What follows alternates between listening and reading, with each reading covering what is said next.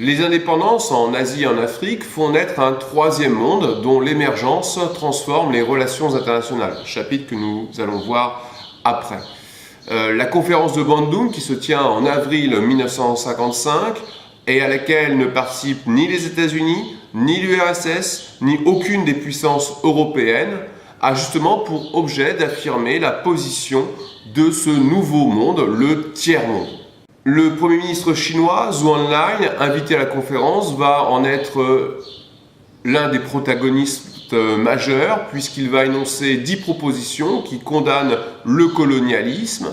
La conférence est également l'occasion d'affirmer la souveraineté d'États qui n'ont pas encore accédé à l'indépendance, notamment l'Algérie à l'époque, qui est en plein combat pour acquérir cette indépendance.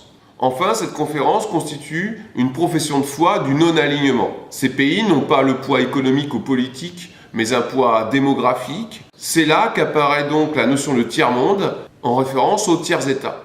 Ces pays affirment de vraies voies alternatives de développement. L'Inde et sa révolution verte et son développement autocentré.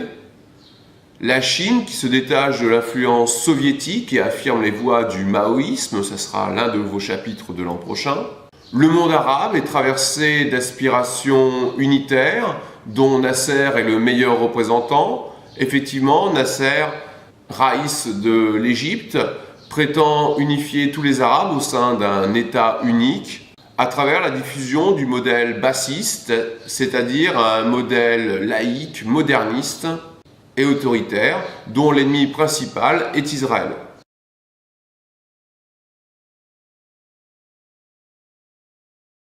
Cependant, cette tentative d'affirmation politique se confronte aux réalités politiques. Les anciennes puissances coloniales, s'appuyant sur les faiblesses structurelles de pays ayant acquis leur indépendance très tardivement, développent des stratégies impérialistes. Le néocolonialisme permet à la France et à l'Angleterre de maintenir des intérêts de leurs grands groupes financiers et économiques, tels Total au Gabon, tels Areva au Niger.